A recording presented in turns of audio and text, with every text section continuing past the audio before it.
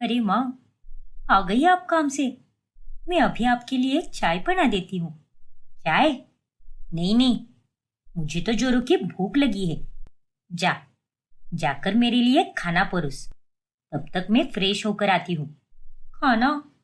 लेकिन मैंने तो खाना बनाया ही नहीं आज। वो दरअसल मेरी फिल्म देखते देखते आग कब लग गई पता ही नहीं चला। अरे बेवकूफ, तुझे तो बस घर के ही काम होते हैं, लेकिन वो भी तुझसे ठीक से नहीं किए जाते। मैं कुछ नहीं जानती। आधे घंटे के अंदर कुछ अच्छा सा अच्छा खाना बनाकर रख मेरे लिए, वरना मुझसे बुरा और कोई नहीं होगा। ठीक है माँ, मैं अभी बना देती हूँ। आज से कई साल पहले मलिका ने 14 साल की अनु को एक मंदिर से अपने घर लाया होता है और तब से अनु मलिका के साथ ही रहती है। मलिका जॉब पर जाती है और अनु घर रहकर सारा काम करती है। ऐसे ही एक रोज जब अनु आंगन में कपड़े सुखा रही होती है, तभी अरे वाह अनु बिटिया, आज तो तूने सुबह सुबह कपड़े भी धो दिए। हाँ काके, एक के बाद एक मैं सारे काम निपटा देती हूँ, वरना माँ आकर बहुत परेशान हो जाती है ना। अरे वो तो रोज ही होती है। तू बेचारी दिन रात इतना काम करती है, फिर भी वो शाम में आकर तुझ पर कितना चिल्लाती रहती है। खैर, आखिर वो तेरी सगी माँ थोड़ी ना है।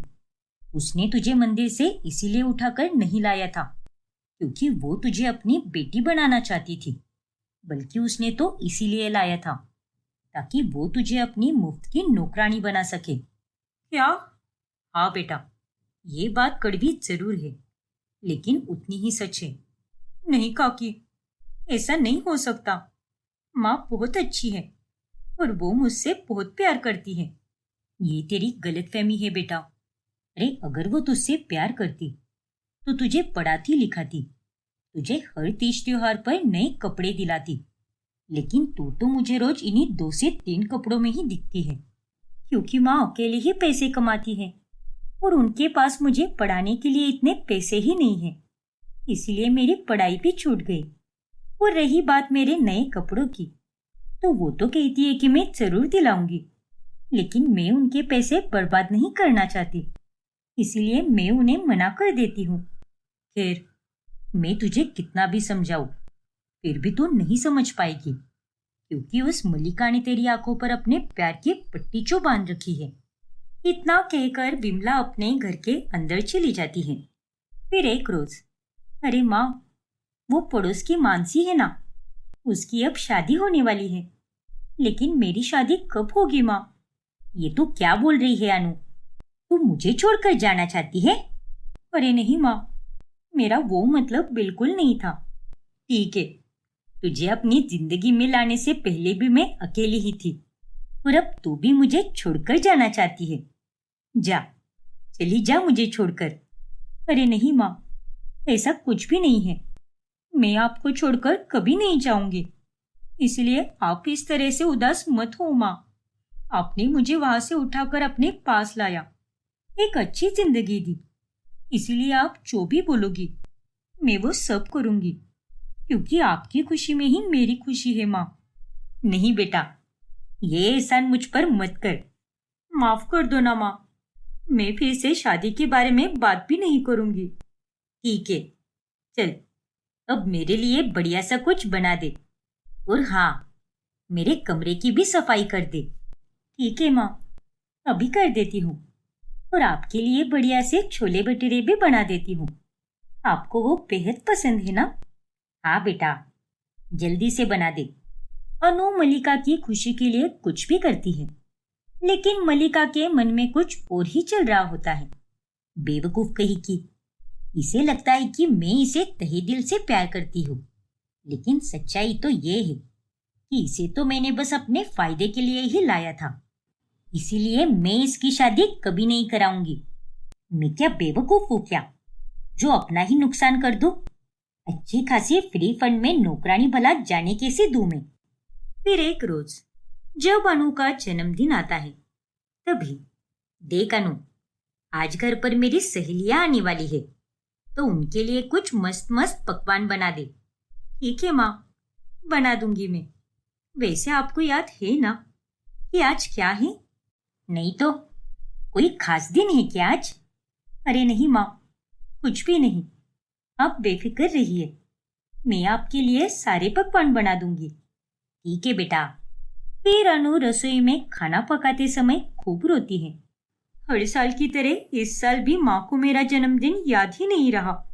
जब मेरे सगे माँ बाप जिंदा थे तब वो दोनों मेरे जन्मदिन पर मुझे एक मिनट भी उदास नहीं रहने देते। नए नए कपड़े, केक सब कुछ दिलाते थे। लेकिन उनकी मौत के बाद किसी ने मुझसे उतना प्यार ही नहीं किया। मुझे आपकी बहुत याद आती है माँ पापा। फिर कुछ ही देर में मलिका की सहेलियां आती हैं और तभी, अरे वाह मलिका, तूने नौकरानी तो बहुत अच्छी रखी है काम पर। अरे ऐसा टेस्टी खाना तो 5 स्टार रेस्टोरेंट में भी नहीं मिलता आजकल। सच में मलिका। अरे मैं तो कहती हूँ कि कभी कभार अपनी नौकरानी को मेरे घर भी भेज दिया कर। जरा हम भी तो उसके हाथ का स्वादिष्ट खाना खा लेंगे। हाँ हाँ, क्यों नहीं, भेज दूंगी मैं किसी दिन उसको। और मेरी नौकरानी तो है ही अमेजिंग, हर काम एकदम सही से करती है वो। ये सब अनु चुपके से सुन लेती है और उसके पैरों तले जमीन खिसक जाती है। इसका मतलब विमला काकी सही कह रही थी। जिस औरत को मैं अपने पूरे दिल से अपनी माँ मानती हूँ, उन्होंने मुझे अपनी बेटी कभी नहीं माना। दिन गुजरते जाते हैं और अनु को धीरे धीरे मलिका का असली चेहरा दिखाई देने लगता है। फिर एक रात अनु घर छोड़कर चली जाती है। फिर अगली सुबह उसकी छोड़ी हुई चिट्ठी पढ़कर मलिका के होश उड़ जाते हैं। मुझे आपका असली चेहरा दिख चुका है, इसीलिए मैं ये घर छोड़कर जा रही हूँ, अपनी जिंदगी एक नए सिरे से शुरू करने। नहीं, ये नहीं हो सकता। इतने सालों से मैंने इसे अपनी नौकरानी बनाकर रखा और आज यही लड़की मुझे छोड़कर चली गई। ये तूने सही नहीं किया अनु। घर से भागकर अनु एक बड़ी सी कंपनी में नौकरी ढूंढती है, जहां पर उसे कैंटीन में काम करने का मौका मिलता है। अब वो वहां पर अपना काम बहुत अच्छे से करती है और इसी बीच उस कंपनी के बॉस रौनक को अनु से प्यार हो जाता है और वो उसे इजहार कर देता है। क्या? हाँ अनु, मैं तुमसे प्यार करने लगा हूँ। क्या तुम मुझसे शादी करोगी? लेकिन सर जी, मैं कैसे? मैं तो एक मामूली सी नौकरानी हूँ और मैं आपके साथ शादी? जी मैं तो बहुत गरीब हूँ और आप कितने अमीर हो। नहीं नहीं, ये नहीं हो सकता। अरे क्यों नहीं हो सकता? और किसने कहा है कि प्यार अमीर और गरीब देखकर होता है? मैंने ऑफिस के कुछ लोगों से तुम्हारी कहानी सुनी है कि कैसे तुम्हारी सौतेली माँ ने तुम्हारे साथ अन्याय किया और तुम उन्हें छोड़कर यहाँ पर चली आई। लेकिन सर जी, आप तो मुझे अपना लेंगे, लेकिन आपके परिवार वालों का क्या? वो मुझे कभी नहीं अपनाएंगे। नहीं अनु, मेरी खुशी में ही मेरे परिवार वालों की खुशी है। और घबराओ मत, मेरा परिवार वो टिपिकल अमीर परिवार वालों जैसा बिल्कुल नहीं है। बहुत ही प्यारा परिवार है मेरा। रौनक अनु को सब कुछ समझाता है और अनु भी रौनक के प्यार को स्वीकार कर उससे शादी करने के लिए राजी हो जाती है।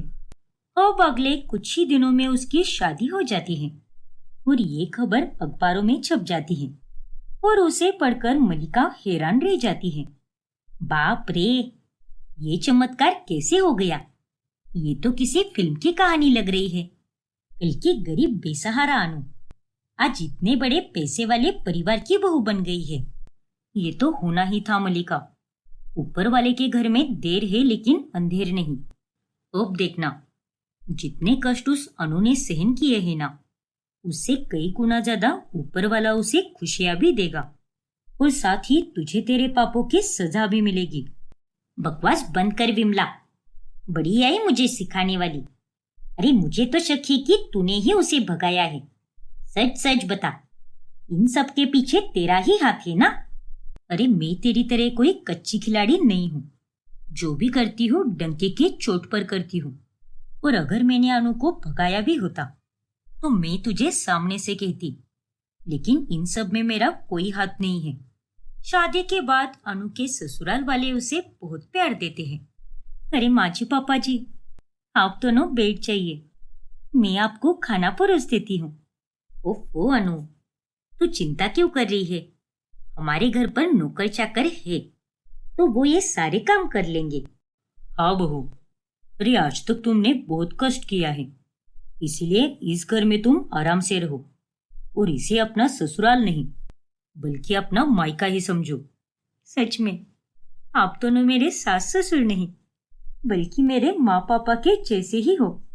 आए दिन अनु और रौनक की तस्वीरें सोशल मीडिया पर आती ही रहती हैं और अनु के जीने का तौर तरीका भी काफी बदल जाता है। वो अपनी पढ़ाई भी शुरू कर देती है और उसे पढ़ाने के लिए पर्सनल टीचर आया करता है। और ये सब जब मल्लिका को पता चलता है तब उसे अनु से और जलन होने लगती है। नहीं, मैं इस चुड़ैल को खुश रहने नहीं दे सकती। इसने मुझे छोड़कर बहुत गलत किया है और अगर मैंने उसे उस अमीर घराने से यहाँ मेरे घर में नहीं लाया तो मेरा नाम भी मल्लिका नहीं और मैं अच्छे से जानती हूँ कि मुझे क्या करना है। अब मल्लिका एक किराए की एक्टिंग करने वाली लड़की से मिलती है। देख टीना, तुझे उस रौनक और अनु के बीच में दरार लानी है, जिसके चलते अनु उस रौनक को छोड़ देगी और फिर ना चाहकर भी उसे मेरे दरवाजे पर आना ही होगा। अरे आप चिंता मत कीजिए, मैं तो उस रौनक को अपने जाल में फंसा कर ही रहूंगी, लेकिन काम होने के बाद आप मुझे पैसे दे देना। हाँ हाँ, वो तो मैं दे ही दूंगी, लेकिन तू पहले अपना काम कर। अब टीना रौनक के ऑफिस में चुपके से चली जाती है और वो उसके खाने में कुछ ऐसा मिलाती है जिससे वो बेहोश हो जाता है और वो उसे दो आदमियों से उठवाकर अपने साथ लेकर जाती है और उसके साथ फोटोज खिंचवाती है। देख मल्लिका, ये तस्वीरें खींची है मैंने जब पूरा ऑफिस बिजी था, तब मौके का फायदा उठाकर अगवा किया मैंने उसे और 1 घंटे में फोटोज खींचकर उसे वापस ऑफिस भी छोड़ दिया। अरे लेकिन फिर से वो होश में कैसे आया? अरे बाबा, उस बेहोशी की दवा का असर केवल 1 घंटे तक ही था। अच्छा, अब ये तस्वीरें मैं अनु को दिखाऊंगी, फिर उसके बाद उन दोनों का रिश्ता पूरी तरह टूट जाएगा। अब टीना अनु के पास जाकर उसे वो फोटोज दिखाती है, जिन्हें देखकर अनु पूरी तरह टूट जाती है। ये सब क्या है? रौनक ने मुझे धोखा दिया, लेकिन क्यों? अब ये तो रौनक ही जाने, लेकिन ये बात भी सच है कि वो मुझसे बहुत प्यार करता है और हम दोनों कल रात को पार्टी के बाद एक होटल में भी रुके थे और तभी वो वहां पर सो गया और मैंने हम दोनों की फोटो खींच ली साथ में। क्यूट लग रहे हैं ना हम दोनों? नहीं, ऐसा नहीं हो सकता। टीना वहां से चली जाती है, लेकिन मल्लिका उसे पैसे के लिए लटका कर रखती है। अरे क्या मतलब है तुम्हारा? बाद में नहीं, मुझे मेरा पैसा अभी चाहिए। अरे मैं कहीं मरी नहीं जा रही हूँ, दे दूंगी ना तुम्हारे पैसे, इतनी भी क्या जल्दी है? इधर अनु रौनक के साथ खूब लड़ती है और वो उसे छोड़कर जाने लगती है। रुक जाओ अनु, प्लीज मेरा विश्वास करो, मत जाओ मुझे छोड़कर। अरे मैं तो उस लड़की को जानता भी नहीं, प्लीज मुझ पर विश्वास करो अनु, ये किसी की सोची समझी चाल है। मुझे कुछ भी नहीं सुनना रौनक, मेरी सौतीली माँ की बात मैंने आंख बंद करके सिर्फ तुम पर भरोसा किया था, लेकिन तुमने भी अंत में मुझे धोखा ही दिया। इतना कहकर अनु वहां से जा ही रही होती है कि तभी वहां पर टीना आ जाती है। तुम रुक जाओ अनु, तुम्हें कहीं जाने की जरूरत नहीं है, क्योंकि मैं तुम्हें यहाँ पर एक बहुत बड़ा सच बताने आई हूँ। सच? कैसा सच? मैंने तुम्हें जो भी दिखाया वो सब एक झूठ था और मैंने ही ये चाल चली थी, क्योंकि मुझे ये सब मल्लिका ने कहा था। क्या? फिर टीना अनु और रौनक को सारी बातें बताती है। मुझे अब समझ आ गया है कि मल्लिका एक फरेबी औरत है और वो मुझे अपने काम के पैसे कभी नहीं देगी, और इसीलिए मैंने तय किया कि मैं तुम्हें आकर सब कुछ बता दूंगी। और मुझे माफ कर दो अनु, आज के बाद मैं ऐसा कभी नहीं करूंगी, लेकिन उसे छोड़कर कहीं मत जाओ। तुम्हें अपनी गलती का एहसास हो गया है और यही मेरे लिए बहुत बड़ी बात है, और आज तुमने मुझे सच बताकर बहुत अच्छा किया है, लेकिन मैं अब मल्लिका को नहीं छोड़ूंगी। मैं तो उसे सबक सिखाकर ही रहूंगी। अब अनु मलिका के पास जाकर उसे खूब सुनाती है। तुम्हें क्या लगा मलिका, तुम्हारा सच कभी सामने नहीं आएगा? अरे उस दिन भी मैं बिना बोले ही चली गई थी, लेकिन आज निडर होकर मैं तुम्हारे सामने कह रही हूँ, खबरदार अगर दोबारा मेरी जिंदगी में दखल दी तो, वरना मैं तुम्हारा वो हाल करूंगी जिसके बारे में तुमने कभी सोचा भी नहीं होगा। लेकिन चुप, एकदम चुप। आज मैं तुम्हें आखिरी बार माफ कर रही हूँ, लेकिन दोबारा माफ नहीं करूंगी। रौनक, आई एम रियली सॉरी। गुस्से में आकर मैंने तुम्हें क्या कुछ नहीं बोला। कोई बात नहीं अनु, लेकिन अब हम दोनों जीवन भर साथ रहेंगे। अनु का ये गुस्सेल रूप देखकर मलिका आगे कुछ भी नहीं कर पाती और उस दिन के बाद से अनु अपने ससुराल में खुशी से रहने लगती है। अमृता और केशव के बेटे जिगर की शादी रानी नाम की लड़की से होने वाली होती है। केशव जी, मैं तो बहुत खुश हूँ, क्योंकि मुझे जैसी बहू चाहिए थी वैसी ही बहू मिल रही है। आपने देखा ना, जब हम रानी को देखने गए थे तब वो कितनी शांत बैठी थी और कितनी अच्छी तरह से उसने हमसे बात की। हाँ अमृता, ये बात तो तुमने बिल्कुल सही कही। लगता है माँ और रानी की खूब अच्छी जमेगी। क्यों पापा?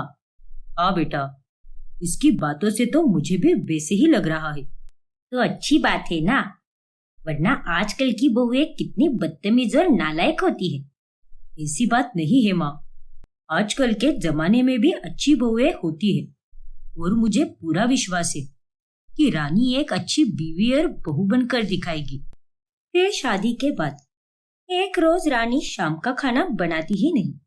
जल्दी से खाना दे दो रानी, आज तो मुझे बहुत जोरों की भूख लगी है। हाँ बहू, सच में आज तो दुकान पर बहुत काम था। ठीक है, आप दोनों हाथ मुंह धो लीजिए, तब तक मैं आपके लिए खाना लगाती हूँ।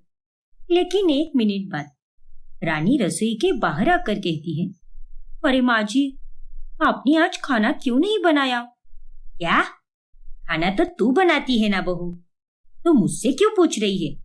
अरे ये आप कैसी बातें कर रहे हो माँ जी? आप ही ने तो कहा था ना कि आज रात आप स्पेशल सब्जी बनाने वाली हो। ये तो क्या कह रही है बहू? मुझे अच्छी तरह से याद है और मैंने तो ऐसा कुछ भी नहीं कहा था।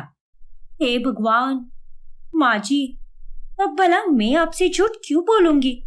आपने मुझसे वाकई में कहा था, इसीलिए तो मैं आपके भरोसे पर बैठी थी। अरे अमृता, क्या सच में तुमने कहा था? हो सकता है कि माँ भूल गई हो। हाँ जिगर, माँ जी की उम्र हो चली है और मुझे भी अब यही लगता है कि वो खाना बनाना ही भूल गई है। नहीं बहू, मैं इतनी भी बूढ़ी नहीं हूँ जो मुझे आज की बात याद ना रहे। मैंने तुझे कुछ ऐसा कहा ही नहीं था। अरे कोई बात नहीं, ये सब बातें करते रहे तो वक्त यूं ही जाया हो जाएगा। इससे अच्छा तो मैं ही बाहर से खाना मंगवाता हूँ। हाँ पापा, यही सही रहेगा। फिर केशव बाहर से खाना मंगवाता है, लेकिन अमृता के दिमाग से रानी की कही हुई बात जाती ही नहीं। मैं तो कोई बात नहीं भूलती और मैंने तो इससे ये कहा भी नहीं था कि मैं आज शाम का खाना बनाने वाली हूँ। कहीं उसने ये सब जानबूझकर तो नहीं किया ना? वही दूसरी तरफ आज तो मजा ही आ गया। शाम को मेरा काम करने का बिल्कुल मन नहीं था, इसलिए मैंने माँ जी को ही झूठ में फंसा दिया ताकि मुझे डांट भी ना पड़े और बाहर से खाना भी आ जाए। फिर ऐसे ही एक रोज, ये सब क्या है बहू, तू ठीक से काम क्यों नहीं करती है? बर्तनों पर भी साबुन रह जाता है और कपड़े भी तू ठीक से नहीं धोती, और तो और झाड़ू पोछा करने के बाद भी किसी ना किसी जगह गंदगी रह ही जाती है। अरे माँ जी, मुझसे जितना होता है मैं उतना ही करती हूँ, और अगर आपको इतनी ही तकलीफ हो रही है तो जाकर खुद ही करो सारे काम, या फिर कोई नौकरानी रख लो काम पर। क्या? रानी की बदतमीजी सुनकर अमृता हैरान रह जाती है। ये क्या तरीका है रानी? तुम मुझसे इस तरह से बात नहीं कर सकती। भूलो मत, मैं तुम्हारी सास हूँ। देखिए माँ जी, अगर आपको मेरे बात करने के तरीके से कोई तकलीफ है तो मुझे उससे कोई फर्क नहीं पड़ता, क्योंकि मैंने जो भी कहा है बिल्कुल सही कहा है। अब हटिए मेरे रास्ते से। अमृता को अब रानी पर बहुत गुस्सा आता है। फिर रात में जब अमृता रानी और जिगर के कमरे के बाहर से गुजर रही होती है, तभी, नहीं जिगर, हम माँ और पापा को अपने साथ पेरिस नहीं लेकर जाएंगे, और खासकर माँ जी को तो बिल्कुल भी नहीं। और जिगर, ये हमारा हनीमून है, तो हमें एक साथ खुशी से वक्त बिताना चाहिए। और अगर उसमें माँ जी और पापा जी साथ आएंगे तो उन्हें संभालने के चक्कर में हम एंजॉय ही नहीं कर पाएंगे। मैं तुम्हारी बात समझ सकता हूँ रानी, लेकिन अभी मेरा भी काम अच्छा चल रहा है और मेरे पास उतने पैसे हैं कि हम दोनों माँ और पापा को भी साथ लेकर जा सकते हैं। वो दोनों तो कभी विदेश गए भी नहीं, और अगर तुम्हें चाहिए तो हम दोनों इस ट्रिप के बाद फिर एक बार विदेश घूम कर आएंगे। नहीं जिगर, हम दोनों ही जाएंगे, और अगर तुम्हें इतनी ही उनकी पड़ी है तो तुम उन्हें बाद में लेकर जाना, लेकिन इस बार नहीं, प्लीज जिगर। रानी की ये बातें सुनकर अमृता को बहुत बुरा लगता है, लेकिन वो कुछ भी नहीं कहती। फिर एक दिन अमृता की कुछ सहेलियां उनके घर आती हैं। जाओ बहू, जाकर इनके लिए नाश्ता पानी लेकर आओ। क्या? मैं कोई नाश्ता पानी नहीं लाने वाली माँ जी, आप ही करो अपनी सहेलियों की मेहमान नवाजी, क्योंकि मुझे अभी बाहर जाना है। अरे पर बहू, रानी वहां से चली जाती है और फिर अमृता को ही अपनी सहेलियों को नाश्ता पानी देना पड़ता है। ये लो, बहू को शायद कोई जरूरी काम आ गया होगा, इसीलिए उसे जाना पड़ा। फिर कभी फुर्सत से मिलवाऊंगी उसे तुम लोगों से। लेकिन अमृता, तेरी बहू की बातों से तो वो काफी अजीब लगी। अरे कोई अपनी सास से इस तरह से बात करता है क्या? और नहीं तो क्या। अरे उसने तो नमस्ते भी नहीं किया। शक्ल से ही वो कितनी घमंडी और निर्लज लग रही थी। देखा ना तूने, कैसे उल्टा जवाब देकर गई वो। अरे तूने तो बहुत कहा था ना हमें कि मेरे जिगर की शादी जिस लड़की से होने वाली है वो बहुत ही सुशील और संस्कारी है, लेकिन यहाँ तो कोई और ही रूप देखने को मिला तेरी बहू का हमें। सहेलियों की ये बातें सुनकर अमृता काफी शर्मिंदा हो जाती है, और अब रानी की बढ़ती हुई बुरी हरकतों से परेशान अमृता जिगर को जाकर सब कुछ बता देती है, जिसके बाद वो रानी को बहुत सुनाता है। क्या? ये तुम क्या कह रहे हो जिगर? तो क्या गलत कहा मैंने? देखो रानी, माँ तुमसे उम्र और रिश्ते में बड़ी है, इसीलिए तुम उनसे बदतमीजी से बात नहीं कर सकती। देखो जिगर, मैं मानती हूँ कि मेरे बात करने का तरीका थोड़ा गलत है, लेकिन बात तो मैंने बिल्कुल सही की है। माँ जी को भी अपने बर्ताव में सुधार लाना चाहिए ना। ये काम ऐसा क्यों किया, वो काम वैसा क्यों किया, बस हर काम में कमियां निकालती रहती है वो। तो उसमें गलत क्या है? अगर वो तुम्हारी गलतियों को नजरअंदाज करती रहेगी तो तुम उन गलतियों को सुधारोगी कैसे? वो तुम्हारी भलाई के लिए ही तुम्हें टोकती रहती है। आखिर तुम ठहरे उनके ही बेटे। जाने दो, तुम तो मुझे समझ ही नहीं पाओगे, इसलिए मुझे इस बारे में कोई बात ही नहीं करनी। मेरा दिमाग पहले से ही बहुत गर्म है, और तुम इसे और गर्म मत करो। अब रानी जिगर की भी कोई बात नहीं सुनती। फिर एक दिन रानी लॉन्ड्री से सिर्फ अपने लिए ही कपड़े लाती है, और अमृता के कपड़े वो वहीं पर छोड़ देती है। तुझे अच्छी तरह से पता था बहू कि आज मुझे भी लॉन्ड्री के कपड़े चाहिए थे, इसीलिए तूने सिर्फ अपने ही कपड़े लाए और मेरे कपड़े वहीं पर छोड़ दिए। अरे और कितना गिर सकती है तू। छी, मुझे आपसे बात करने में कोई इंटरेस्ट नहीं है माँ जी, और आप कोई अपाहिज नहीं हो। आपके हाथ पांव अभी भी सही सलामत है, तो जाओ, जाकर अपने कपड़े खुद ही लेकर आओ। अब से मैं तो बस अपने ही काम करूंगी, सबका ठेका नहीं लेके रखा मैंने। अरे तू इस घर की बहू है और ये सारे काम करना तेरी जिम्मेदारी है। मुझे अपनी जिम्मेदारी अच्छी तरह से पता है, इसीलिए आपको मुझे समझाने की कोई जरूरत नहीं है। चलिए चलती बनिए अब। बहू, अमृता की चिल्लाहट सुनकर ईशा और जिगर भी कमरे से बाहर आ जाते हैं। बस बहुत हो गया तेरा नाटक, बहुत सहन कर ली मैंने तेरी बदतमीजी। और अब से मैं तेरी जैसी घटिया लड़की के साथ बिल्कुल नहीं रह पाऊंगी। केशव जी, अब इस घर का बंटवारा होगा। क्या? हाँ, और सुन ले रानी, आज से आधा ससुराल तेरा और आधा मेरा। हर चीज का बंटवारा होगा, फिर चाहे वो रसोई हो, कमरा हो या फिर बाथरूम हो। लेकिन माँ, इन सब की क्या जरूरत है? हाँ तो अच्छा ही है ना। मुझे भी आपके साथ रोज रोज ये तू मैं करने में कोई इंटरेस्ट नहीं है और मैं इस बंटवारे से सहमत हूँ। अरे पापा, अब तो समझाइए ना इन दोनों को। रहने दे बेटा, तेरी बीवी को ही समझा तू। अरे इतना नालायक कोई कैसे हो सकता है? और रोज रोज इनकी लड़ाई हो। उससे बेहतर तो यही होगा कि तुम दोनों अलग ही रहो और हम दोनों भी अलग रहे। जिगर भी अब चौंक जाता है और अब घर का बंटवारा हो जाता है। फिर बंटवारे के बाद रानी का काम कम होने पर उसे बहुत खुशी मिलती है। चलो अच्छा है, ये बंटवारा करके बुढ़िया ने मेरा ही काम आसान कर दिया और अब से मुझे बस अपना और मेरे पति का ही ध्यान रखना है, वरना उस बुढ़िया के कहने पर मुझे फालतू के 50 काम करने पड़ते थे। अब वो अपने काम खुद ही करती बैठे, बेवकूफ कहीं की। वही दूसरी तरफ केशव और अमृता इस बंटवारे के कारण बहुत दुखी होते हैं। मैंने तो कभी सोचा भी नहीं था कि जीवन में मुझे ये दिन भी देखना पड़ेगा। एक ही छत के नीचे रहकर हम लोग अलग हो जाएंगे। बुरा तो बहुत लग रहा है अमृता, पर जो कुछ भी हुआ है सही हुआ है। इसलिए भावनाओं के बारे में ना सोचते हुए अपने दिल पर पत्थर रखो और खुशी से जियो। जी मुझे उस रानी की नहीं पड़ी, बस यही चिंता सता रही है कि मेरा जिगर उसके साथ रहते हुए खुश तो रह पाएगा ना? वो उसका सही से ख्याल रखती भी होगी या नहीं? वक्त के साथ साथ सब अपना अपना ख्याल रखना सीख ही जाते हैं और वो लोग कोई बच्चे नहीं हैं। इसीलिए उनकी इतनी चिंता मत करो, वरना तुम्हारी तबीयत खराब हो जाएगी। फिर रात में बुढ़िया तो सो गई है।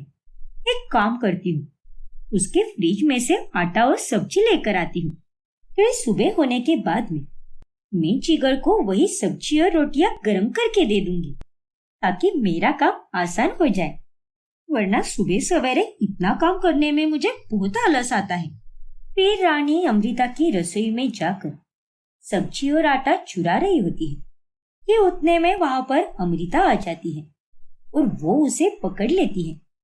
क्यों रे, यहाँ मेरा आटा और सब्जी चुरा रही है ताकि तेरा काम आसान हो जाए? अरे बेशरम की मूरत, कोई तो काम कर ले। माँ जी, ज्यादा मत बोलिए। मैं यहाँ पर नींद में चली आई थी, फिर थोड़ी देर बाद मुझे याद आया कि घर का बंटवारा हो चुका है। अरे निर्लज लड़की, और कितना झूठ बोलेगी तू? अरे जो कुछ भी आप बोल रही हो वो सब आप पर भी लागू होता है। माँ जी, आप यहाँ पर क्या कर रही थी? अमृता और रानी के झगड़े की आवाज सुनकर अब जिगर और केशव जाग जाते हैं। अरे सो भी जाओ तुम दोनों, इतनी सी बात के लिए झगड़ा क्यों कर रहे हो? और नहीं तो क्या? ये बात कोई इतनी सी नहीं है और आप लोगों को यही लगता है तो इसे मुझसे ठीक से बर्ताव करना चाहिए था। फिर ना तो इस घर का बंटवारा होता और ना ही इसे आटा और सब्जी चुराने की नौबत आती। चोरनी कहीं की। अरे चोरनी तो आप हो माँ जी, मैं नहीं। अरे बस, रात के 1 बज रहे हैं और तुम दोनों को जरा भी लाज शर्म नहीं है। अब चुप हो जाओ और सो जाओ तुम दोनों। केशव उन दोनों को चुप करा देता है। फिर एक दिन रानी की कुछ सहेलियां उनके घर आती हैं और शराब पीकर पार्टी करती हैं और ये सब अमृता से बिल्कुल भी सहन नहीं हो पाता। अरे बंद करो अपनी ये फालतूगिरी। अरे तुझ में इतनी भी शर्म नहीं है क्या? बिना किसी खौफ के तू मजे से शराब पी रही है। इस बुढ़िया को जो बोलना है बोलने दो, लेकिन हम लोग कहीं नहीं जाने वाले और हमारी पार्टी तो जारी रहेगी। रुक जा, आने दो इनको शाम में, आज तो तेरी खैर नहीं। फिर जब शाम में जिगर और केशव आते हैं तभी अमृता उन्हें सब कुछ बताती है। बहू, क्या तुमने सच में शराब पी रखी है? नहीं पापा जी, माँ जी तो बस आपको और जिगर को मेरे खिलाफ भड़का रही है। मैंने शराब नहीं पी है। उल्टा आज तो मेरी सहेलियों का व्रत था और मेरी सहेलियां बहुत संस्कारी है पापा जी। बुरी तो माँ जी और उनकी सोच है। एक थप्पड़ लगाऊंगी तो सारा नशा उतर जाएगा तेरा। अरे इसके मुंह से अभी भी शराब की बदबू आ रही है और ये कह रही है कि मैं ही भड़का रही हूँ। ये सब क्या है रानी? और तुम्हें ये सब करना शोभा देता है क्या? लेकिन जिगर। अरे चुप हो जाओ और अपनी बकवास अपने पास ही रखो। पता नहीं कौन सी मनहूस घड़ी थी वो, जब हमने हमारे बेटी की शादी तुझसे कराई। तू तो हमारे जीवन में पनौती बनकर आई है। अरे पनौती किसे कह रही हो आप? आप ही सबसे बड़ी पनौती हो। मैं अब भी कह रही हूँ तुझसे, ज्यादा मुंह मत चला, वरना यही की यही तेरी चटनी बनाकर रख दूंगी। ठीक है, दम है तो बनाकर दिखाइए। बड़ी आई मेरी चटनी बनाने वाली। अरे बंद करो अपना ये झगड़ा। बंटवारा होने के बाद भी तुम दोनों अपनी हरकतों से बाज नहीं आती। वही तो। अरे ये बंटवारा तुम दोनों ने इसीलिए किया था ताकि घर में शांति बनी रहे, लेकिन तुम दोनों तो शांत बैठने वालों में से बिल्कुल नहीं हो। चल जिगर बेटा, इन दोनों को ही लड़ने दे। अब से हम इस घर में बिल्कुल नहीं रहेंगे। बस बहुत हो गया अब। हाँ पापा, चलिए। जिगर और केशव को जाते हुए देखकर अमृता और रानी घबरा जाती है। रुक जाओ जिगर, मुझे छोड़कर कहीं मत जाओ। हाँ केशव जी, मत जाइए। हाँ पापा जी, इसमें सारी गलती मेरी है। मेरी बुरी हरकतों की वजह से ही इस घर में झगड़े हो रहे हैं। लेकिन मैं आप तीनों से वादा करती हूँ कि मैं आज के बाद माँ जी के साथ प्यार से रहूंगी और अपनी सारी बुरी हरकतें जरूर सुधारूंगी। लेकिन प्लीज आप दोनों ये घर छोड़कर मत जाइए और मुझे माफ कर दीजिए।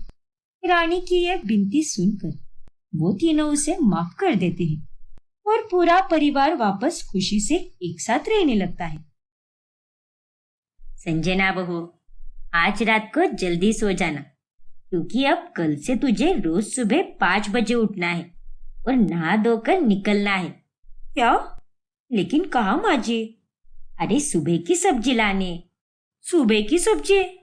हाँ बहू, हमारे मोहल्ले में किशोर सब्जी वाला आता है और पूरा मोहल्ला उससे ही सब्जी लेता है। बहुत बड़ी लाइन लगती है, इसीलिए तू 6 बजे जाएगी तो तुझे आराम से 7 बजे तक सब्जी जरूर मिलेगी। अरे बाप रे! इससे पहले तो ये काम मैं किया करती थी, लेकिन अब तो तू आ गई है ना, इसीलिए ये काम अब तू करेगी। लेकिन माँ जी, मैं इतनी सुबह उठकर कैसे जाऊंगी?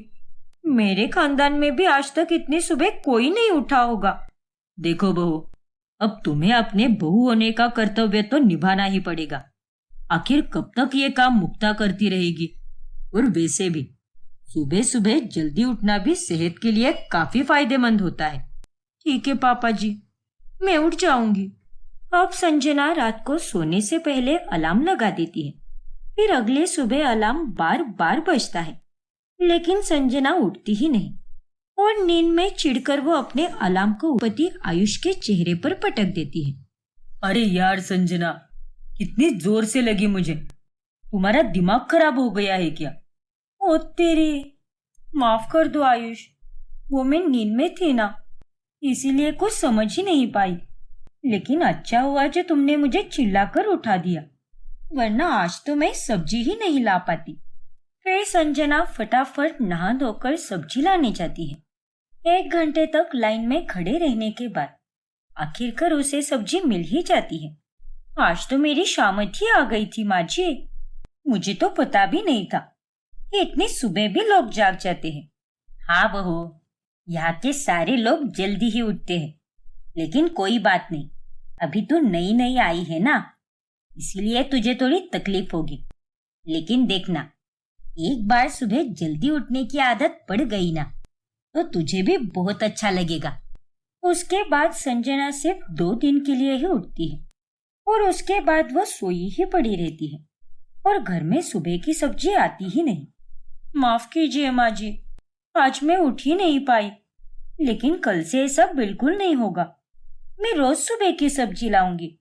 अच्छा ठीक है बहू, चल अब दाल चावल और पराठे बना दे। अब और क्या ही कर सकते हैं। ठीक है माँ जी। लेकिन संजना अगले दिन भी सोई ही रहती है। ऐसे ही 2 से 3 दिन तक चलता रहता है। बहू, ये सब क्या नाटक है तेरा?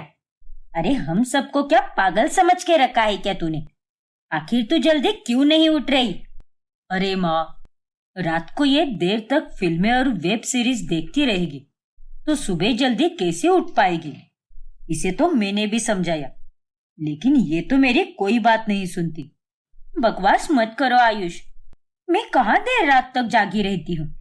वो तो 2 दिन से मौसम में बदलाव आने के कारण मेरी थोड़ी तबीयत खराब हो गई थी, इसलिए मैं उठ नहीं पा रही थी। और माँ जी, मुझे सुबह जल्दी उठने के सिवाय बाकी के कोई भी काम करवा लो, लेकिन ये मुझसे नहीं हो पाएगा माँ जी।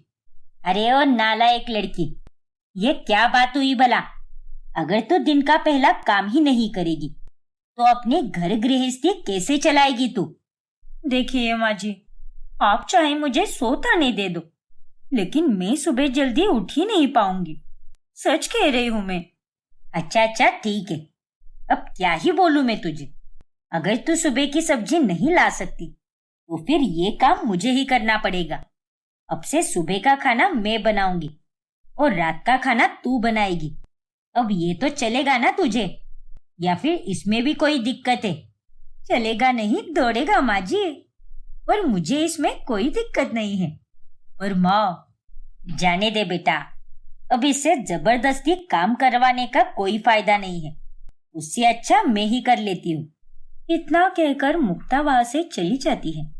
देखो संजना, रात को देर तक फालतू का टाइम पास करने की आदत छोड़ दो, तभी तुम्हारे अगले दिन के सारे काम सही तरह से हो पाएंगे। देखो आयुष, तुम ज्यादा मुझे सलाह मशवरे मत दो, क्योंकि तुमसे किसी ने नहीं पूछा है। फिर अगले दिन से मुक्ता ही सुबह जल्दी उठकर सब्जी लाती है और साथ ही सारा खाना भी वही बनाती है, और संजना सिर्फ रात का खाना बनाती है, लेकिन उसे उसमें भी बहुत आलस आता है। अरे यार, ये खाना बनाने की तो मुझे बिल्कुल इच्छा नहीं है। रात में तो मैं पूरे जोश में रहती हूँ और दिन भर एकदम नींद में, और दिन में खाना खाकर सोने के बाद तो ये रात का खाना बनाने में तो मुझे मौत ही आ जाती है। फिर संजना अगले 2 से 3 दिनों तक रात का पूरा खाना बनाती है, लेकिन उसके बाद वो अब रात के खाने में नई सब्जी बिल्कुल नहीं बनाती और वो सुबह की ही सब्जी परोसती है।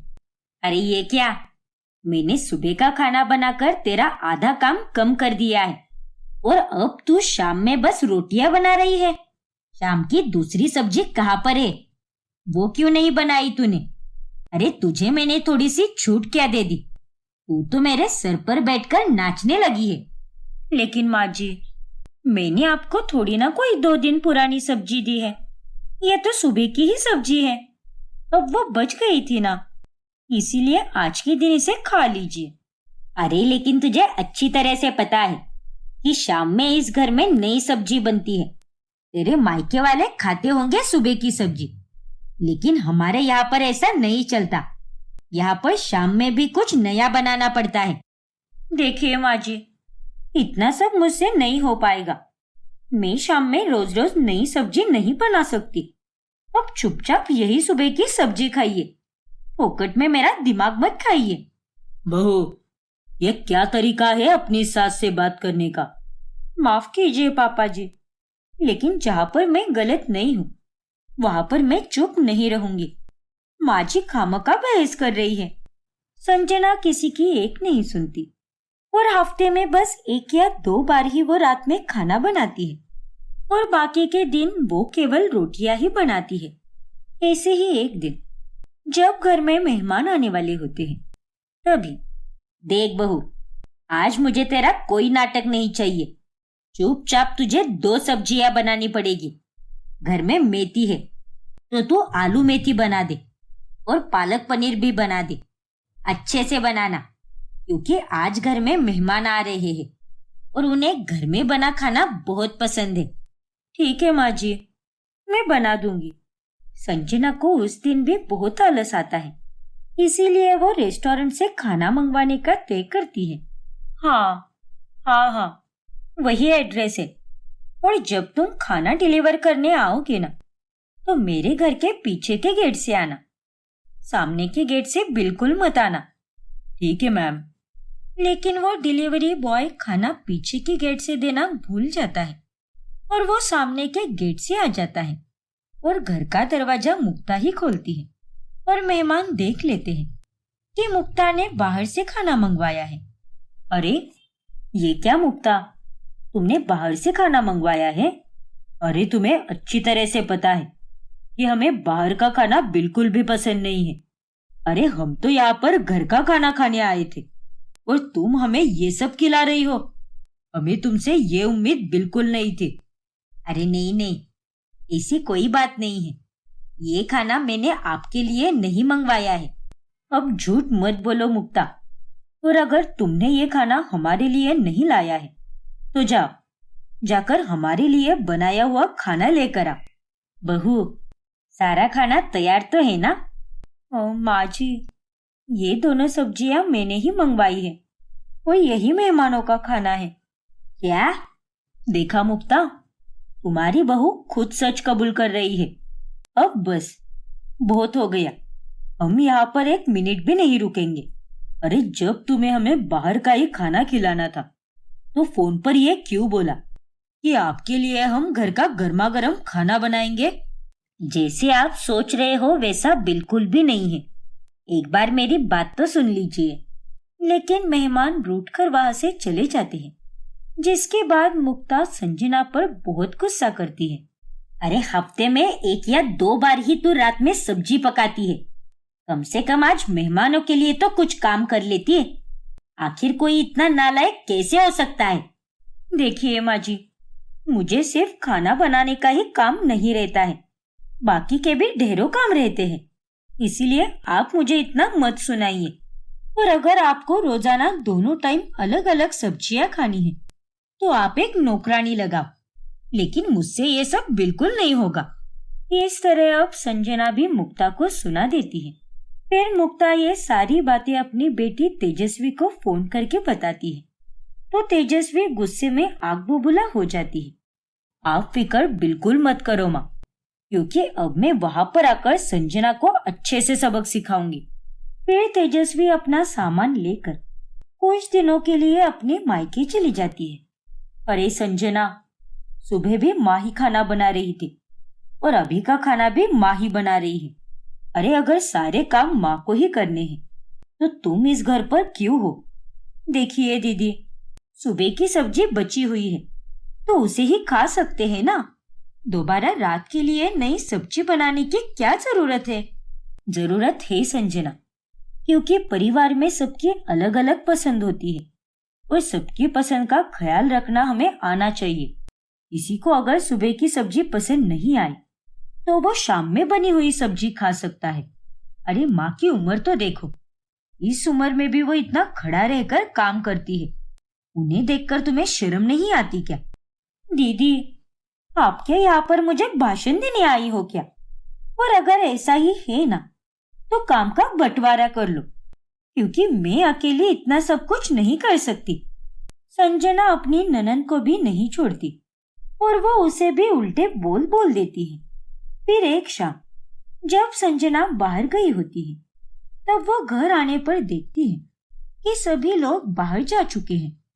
हेलो माँ जी, अरे कहाँ चली गई हो आप? अरे पागल लड़के, मैंने तो तुझे 4 दिन पहले ही बताया था कि मेरे सहेली के बेटे की शादी है, उसी में आए हैं हम सभी लोग। अच्छा, तो फिर एक काम कीजिए, वहां से आते वक्त मेरे लिए भी खाना लेकर आइए। अरे तेरे दिमाग का स्क्रू ढीला है क्या?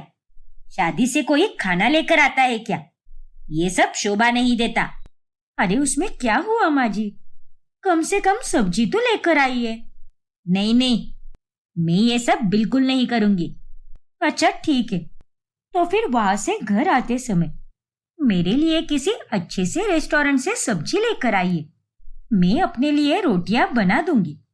नहीं, यहाँ से सीधा हम घर आने वाले हैं, रास्ते में कहीं भी नहीं रुकेंगे। नहीं तो तू खुद ही बनाकर खा ले। अरे लेकिन माँ जी। हेलो माँ जी। मुक्ता फोन कट कर देती है। इसके साथ तो यही होना चाहिए। अब तो इसे सुबह की ही सब्जी खानी पड़ेगी, और नहीं तो क्या। फिर संजना अपने पति को कॉल करती है। हेलो आयुष, घर के सभी लोग शादी में गए हैं और मेरे लिए कुछ खाना भी नहीं है, इसलिए तुम एक काम करो, तुम मुझे कुछ पैसे भेज दो तो मैं अपने लिए रेस्टोरेंट से सब्जी मंगवा लूंगी। हरगिज नहीं संजना, रोज रोज बेफिजूल के खर्चे कर करके तुमने मेरे बैंक बैलेंस की ऐसी की तैसी करके रख दी है। अब खाओ सुबह की सब्जी, जैसे तुम सबको खिलाती रहती हो। पर आयुष, सुनो तो मेरी बात। आयुष भी फोन कट कर देता है। अरे यार, अब मुझे ना चाहकर भी सुबह की ही सब्जी खानी पड़ेगी। कितनी फूटी किस्मत है मेरी। फिर अगले दिन संजना की माँ शर्मिला उसके ससुराल में उससे मिलने आने वाली होती है। तभी, अरे माँ जी, आप और दीदी बाजार जा रहे हो ना, तो आते समय एक एक्स्ट्रा की सब्जी लेकर आना। वो क्या है ना, आज मेरी माँ आने वाली है, इसीलिए। ठीक है बहू, आते समय लेकर आएंगे हम। लेकिन मुक्ता और तेजस्वी को आने में बहुत देर हो जाती है और संजना को ना चाहते हुए भी शर्मिला को सुबह की ही सब्जी देनी पड़ती है। और तभी वहां पर तेजस्वी और मुक्ता भी आती है। ये क्या है संजना, अरे हम सबके साथ अन्याय करती हो वो तो हमें समझ आता है, लेकिन कम से कम अपनी माँ के लिए तो कोई नई सब्जी बना देती ना। इन्हें भी तुम सुबह की ही सब्जी दे रही हो क्या? सुबह की सब्जी? फिर तेजस्वी शर्मिला को सब कुछ बता देती है कि कैसे संजना सबको सुबह की सब्जी ही खिलाती है और सारा दिन मुक्ता से ही काम करवाती है। हे भगवान, संजना, ये सब मैं क्या सुन रही हूँ? नहीं माँ, ये सच नहीं है। वो दरअसल। अरे चुप हो जा, तुझे मैंने कितने संस्कार दिए हैं, इतने अच्छे घर में तेरी शादी करा कर दी है, लेकिन उसके बाद भी तू ये सब कर रही है। अरे तुझे तो शुक्र मनाना चाहिए कि तू इस परिवार की बहू बनी है। माफ कर दो माँ, लेकिन। अरे बस बहुत हुआ। और मुक्ता जी, अब आपको कोई काम करने की कोई जरूरत नहीं है, सारा काम यही करेगी। और अगर इसने ऐसा नहीं किया तो आप इसे घर से बाहर निकाल देना, तब तो मैं भी इसे सहारा नहीं दूंगी। ठीक है शर्मिला जी। संजना अपनी माँ की बातें सुनकर बहुत डर जाती है और उस दिन के बाद से वो सुबह और शाम दोनों टाइम का खाना पूरा बनाती है और सबके साथ अच्छे से पेश आती है।